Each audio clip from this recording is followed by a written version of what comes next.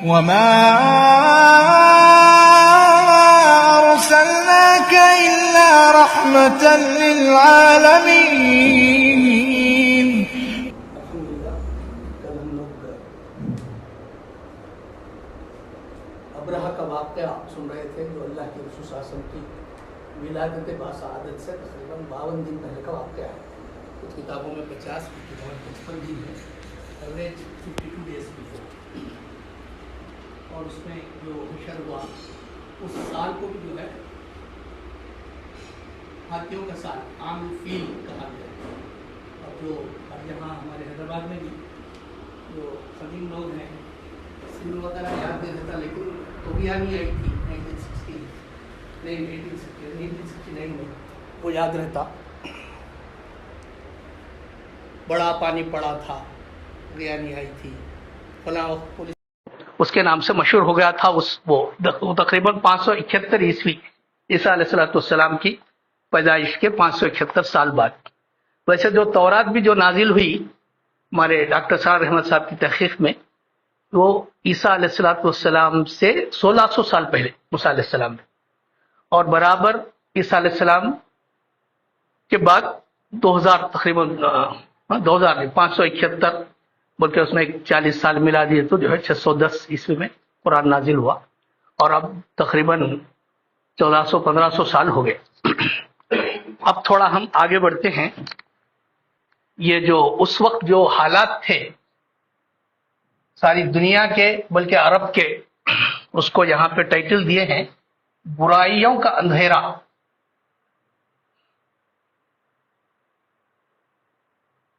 بلکہ دور جہالت.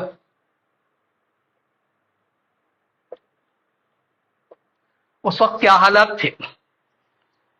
ایک تو حالات عرب کے تھے، اس کے ساتھ ساتھ سارے عالم کے، ساری دنیا کے کیا حالات تھے. اس میں خاص طور پہ ایران میں آگ کی پرستش ہو رہی تھی، آگ کی پوجا کی جا رہی تھی. ایران پورا مجوسیوں کا. اور خود ہی ہے 1500-1600 سال پہلے کی بات ہے. جو لوگ قدیم مذاہب کی دہائی دیتے ہیں ان کو بھی یہ جاننا چاہیے تھا کہ ہمارے پاس بھی کتنی برائیاں تھیں، سارے عالم میں تھی. اس لیے کہ ایک بڑا انقلاب آنے والا تھا، اور سرور دو عالم صلی اللہ علیہ وسلم کی ولادت باسعادت ہونا تھا. تو اس سے پہلے کے حالات کیسے ہیں؟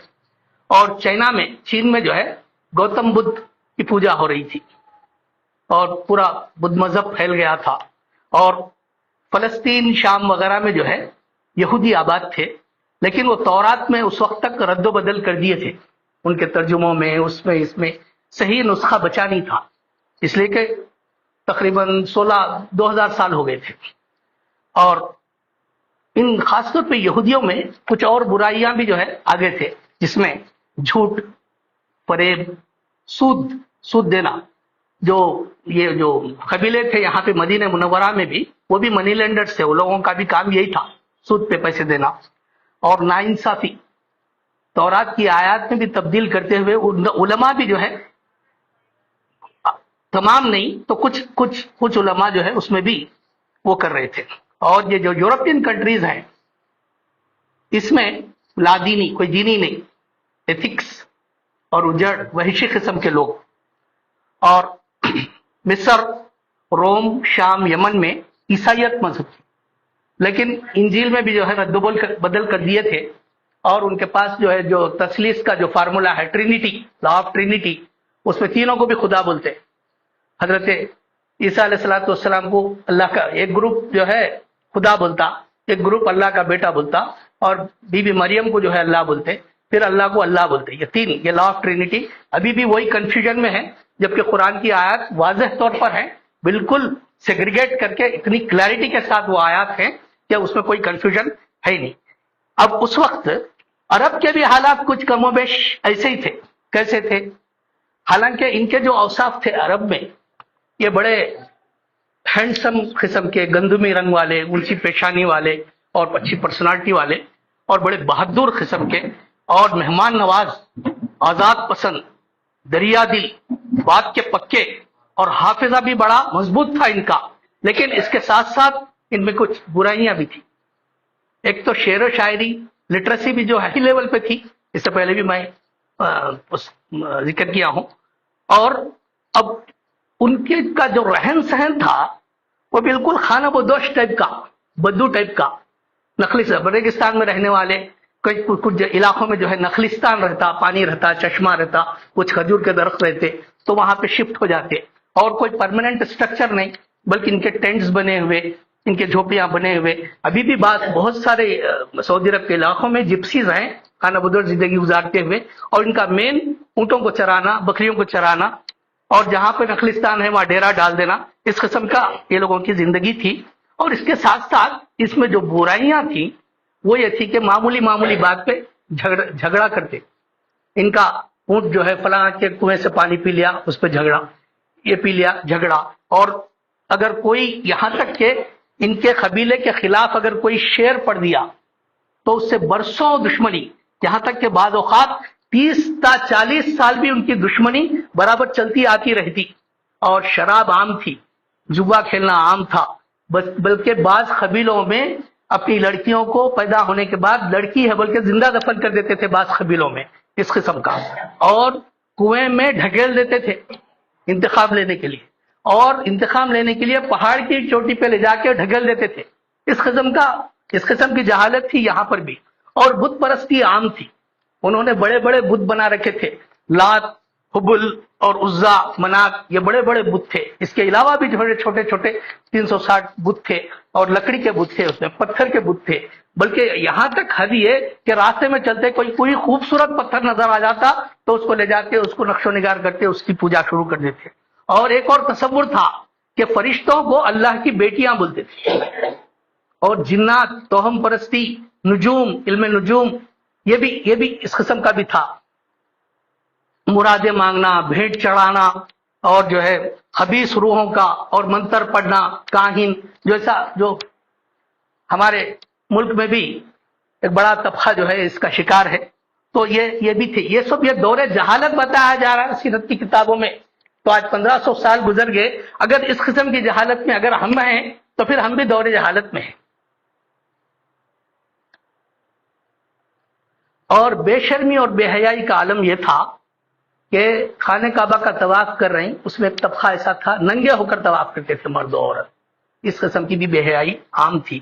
اور چاند سورج کی پوجا، چاند کی پوجا، سورج کی پوجا، ستاروں کی پوجا، اور درخت پہاڑوں کی پوجا، غار کی پوجا، اور وسیلہ بھی مانگتے تھے. وسیلہ، فلاں وسیلے سے، فلاں دیوی سے ہم اللہ تک پہنچیں گے، فلاں دیوتا سے ہم اللہ تک پہنچیں گے، فلاں پوجا پاٹ کے ذریعے اللہ تک پہنچیں گے. اس قسم کا جاہلیت کا تصور تھا. ان سب کو مٹانے کے لیے اللہ کے رسول صلی اللہ علیہ وسلم تشریف لائے. اب اس کے بعد اب ہمارے مین سبجیکٹ کی طرف آ رہے ہیں ہم. بہار آئی،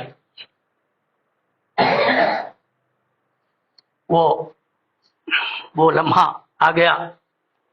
جاڑے کا موسم ختم ہو چکا تھا، بہار کا موسم شروع ہو گیا تھا، اور ربیع الاول کا مہینہ تھا. درختوں میں کونپلیں پھوٹ رہی تھیں. بڑے اچھے سینٹنسز لکھے ہیں اس میں مصنف نے، میں وہی سینٹنسز پڑھ رہا ہوں. ایک دن جب رات کا اندھیرا دور ہو رہا تھا، ٹھنڈی ٹھنڈی ہوا چل رہی تھی، اور مکے کے اونچے نیچے پہاڑوں پر صبح کا نور بکھرا ہوا تھا. بی بی آمنہ کے گھر ہمارے رسول پاک صلی اللہ علیہ وسلم پیدا ہوئے. ننھے حضور صلی اللہ علیہ وسلم اس قدر خوبصورت تھے کہ جو دیکھتا دیکھتا ہی رہ جاتا. جب دادا کو خبر ملی تو بہت خوش ہوئے، دوڑے ہوئے آئے. پوتے کو بیٹے کی بیٹا یتیم بچہ، پوترا، باپ نہیں ہے اس کو سینے سے لگایا اور دیر تک پیار کرتے رہے. یہ اپریل 571 کی 20 تاریخ تھی، اور ربیع الاول کی 12. بعض تحقیق میں ربیع الاول کی 9 تاریخ بھی ہے، لیکن زیادہ جھکاؤ 12 ربیع الاول کی طرف ہے. اور اس سے جو رونما ہوئے جو واقعات وہ بڑے عجیب و غریب ہیں. جو سپر پاورز تھے اس وقت، قیصر و کسریٰ، اس کے تنگورے ٹوٹ گئے، اور حکومتوں میں ہلچل مچ گئی، آسمانوں میں ہلچل مچ گئی، فرشتوں میں بڑی آواز گونج سنائی دی، اور جنات میں جو ہے ہلچل مچ گئی. ان کی خبریں لانے کا سلسلہ ان کو جو ہے وہ نظر آنے لگا. یہ تو روحانی کیفیات تھی. بلکہ جس کمرے میں اللہ کے رسول صلی اللہ علیہ وسلم پیدا ہوئے اس وقت دو خواتین تھیں. ایک تھیں جو ہے حضرت عثمان بن ابی عاص رضی اللہ تعالیٰ عنہ کی والدہ، اور دوسری تھیں والدہ عبد الرحمن بن عوف، وہ بھی اللہ کے رسول صلی اللہ علیہ وسلم کے دوست تھے. ان کی والدہ بھی اس وقت تھیں. تو خود بی بی آمنہ کا یہ بیان ہے کہ پیدائش سے پہلے میں ایک خواب دیکھی تھی کہ اس کے اندر ایسا معلوم ہوتا ہے کہ میرے جسم سے نور نکلا ہے اور اس سے ملک شام کے محلات روشن ہو چکے ہیں. اور خود اس میں عثمان ابن ابی عاص رضی اللہ تعالیٰ عنہ کی والدہ کا یہ ہے کہ میں اس وقت بی بی آمنہ کے پاس موجود تھی کہ جب آپ صلی اللہ علیہ وسلم دنیا میں تشریف لائے تو جس طرف نظر جاتی نور ہی نور نظر آتا. اور دایا کے فرائض ہمارے عبد الرحمن بن عوف رضی اللہ تعالیٰ عنہ کی والدہ انجام دیے. یہ اللہ کے رسول صلی اللہ علیہ وسلم کی ولادت کا موقع تھا. اس کے بعد عقیقہ اور نام.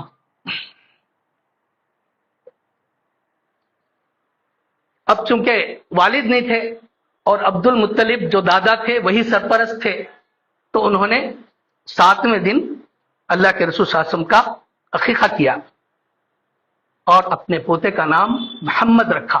محمد حمد سے ہے.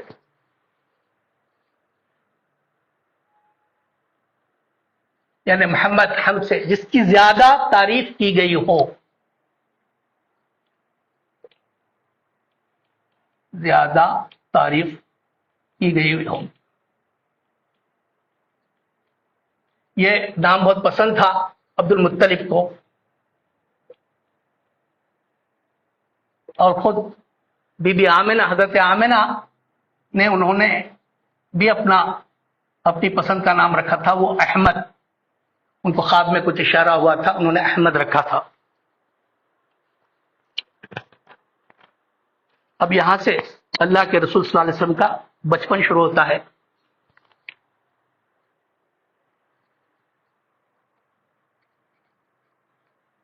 بچپن کی باتیں جو ہیں اللہ کے رسول صلی اللہ علیہ وسلم کی، وہ بھی کسی معجزات سے کم نہیں ہے. ویسے اللہ کے رسول صلی اللہ علیہ وسلم کے بے شمار معجزات ہیں. رسول اکرم صلی اللہ علیہ وسلم کا بچپن 3 دن تک آپ صلی اللہ علیہ وسلم اپنی ماں کا دودھ پیتے رہے. پھر اس کے بعد جو ابو لہب کی جو کنیز تھی، جو باندھی تھی صوبیہ، اس کا دودھ پیے. پھر اس کے بعد یہ مکے کے رئیس لوگوں میں ایک رواج تھا کہ اپنے بچوں کو دودھ پلانے کے لیے اطراف اپناف کے دیہات کے لوگ آتے اور ان رئیسوں کے بچوں کو لے جاتے، تو اس میں ان کو کچھ انعام و اکرام مل جاتا. تو اس کے 2 وجوہات تھے. ایک تو گاؤں کی فضا میں بچوں کی پرورش ہو کر ان کا جسم بڑا خوبصورت بنتا اور صحت اچھی رہتی، اور اس کے ساتھ ساتھ اس وقت تک مکۃ المکرمہ انٹرنیشنل ٹریڈنگ سینٹر بن گیا تھا. ملک شام سے، ملک یمن سے ملک شام تک تجارت ہوتی، اور وہاں کی جو بولی اور زبان تھی اس میں دوسرے ممالک کے لب و لہجہ بھی شامل ہو گیا تھا. تو وہاں کی عربی زبان جو تھی مکہ شہر کی، وہ اتنی فصیح نہیں تھی. فصیح زبان گاؤں میں بولی جاتی، جیسا الٹا ہے ہمارے یہاں. گاؤں میں ہمارے یہاں فصیح زبان نہیں ہے، شہر کی فصیح زبان ہے.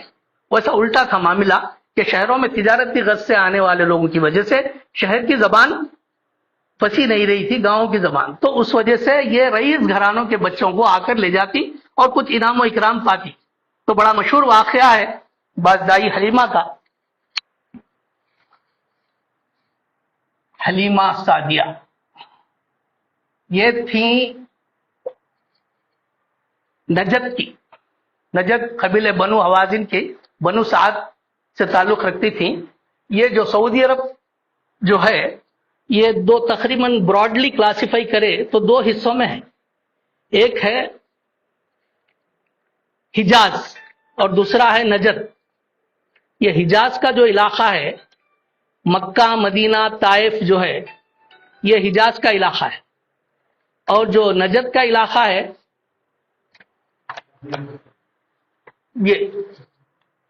یہ جو پٹی ہے ساحل پہ، مکۃ المکرمہ، جدہ، مکہ، مدینہ، طائف، یہ جو ہے حجاز ہے، اور ادھر کا علاقہ نجد کا ہے. تو نجد سے اب جو یہاں کی جو گورنمنٹ ہے وہاں کی، وہ بھی تقریباً نجدی ہیں، نجد سے تعلق ہے ان کا. تو دو حصوں میں کلاسیفائڈ ہے سعودی عرب. تو نجد کا جو قبیلہ تھا، قبیلہ بنو حوازن، اس کی تھی حلیمہ سعدیہ. وہ آ رہی تھیں کچھ رئیسوں کے کسی بچے کو لینے کے لیے. تو ان کی جس گدھی پر بیٹھ کر آ رہی تھی، اور ان کی جو اونٹ تھا وہ بڑا مریل تھا اور گدھی بھی بڑی کمزور تھی. تو ہوا یوں کہ ان کا سفر سلو ہو گیا، سست رفتاری سے آئی ان کی سواری. اس وقت تک جو دوسری عورتیں جو آئی تھیں وہ اچھے اچھے رئیس گھرانوں کے بچوں کو لے کر واپس ہو گئی. وہ واپس ہو رہی تھی اور وہ آ رہی تھی.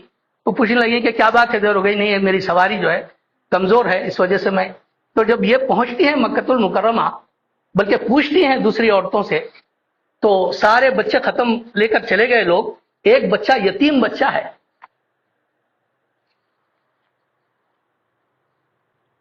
ایک یتیم بچہ. ہو سکتا ہے اس کو دودھ پلانے میں، اس کی پرورش کرنے میں تمہیں شاید اتنا مال نہ ملے. لیکن چونکہ یہ آ گئی تھی، انہوں نے جب خالی ہاتھ جانے سے بہتر ہے کسی بچے کو لے کر جائیں، انہوں نے ہمت کی اور اپنے شوہر حارث سے مشورہ کیا. تو جب آپ کی نظر پڑی اللہ کے رسول صلی اللہ علیہ وسلم پر، تو اللہ کے رسول مسکرانے لگے. ایک محبت آئی ان کو، اور وہ بچے کو لے کر اپنے ساتھ لے کر گئیں. حلیمہ سعدیہ جب وہ لے کر جا رہی تھیں تو اس برکت کا، اس فضیلتوں کا نزول شروع ہو گیا. ان کی جو مریل گدھی تھی وہ تیز بھاگنے لگی، اور اونٹ بھی ان کے تندرستی سے بھاگنے لگے. پھر ان کے گھروں میں تو بہار آ گئی. جب وہ اپنے مقام پر پہنچی تو ان کی بکریوں کے تھنوں میں دودھ آ گیا، ان کے علاقے میں ہریالی آ گئی. اور 2 سال تک اللہ کے رسول صلی اللہ علیہ وسلم ان کے پاس رہے. ان کے جو دودھ بھائی تھے، غالباً ان کا نام عبداللہ، اور ان کی بڑی بہن جو تھی شیما. یہ لوگوں کے بھی مختلف روایتوں میں بیانات ہیں کہ ہم کو بڑا اچھا لگتا تھا محمد صلی اللہ علیہ وسلم کو کھلانا، ان کو سنبھالنا. یہ شیما بڑی تھی. تو پوچھتی ہیں کیا بات ہے؟ اس لیے کہ وہ بکریاں چراتے تھے تو ان کو بھی ساتھ لے جاتے تھے، حالانکہ یہ چھوٹا بچہ تھا اللہ کے رسول صلی اللہ علیہ وسلم. تو نہیں، جب ہم دھوپ میں جاتے ہیں تو ایک ابر کا ٹکڑا ساتھ ساتھ چلتا ہے، اور ہمارا کام ہمیں مشکل نظر نہیں آتا اور بڑی آسانی ہو جاتی ہے. اس قسم کے تاثرات تھے. اور 2 سال کے بعد حلیمہ سعدیہ پھر مکہ المکرمہ آئیں، اور پھر مزید 2 سال کے لیے اجازت لی. جملہ 4 سال +4 اللہ کے رسول صلی اللہ علیہ وسلم حلیمہ سعدیہ کی پرورش میں رہے. Like, comment, and subscribe.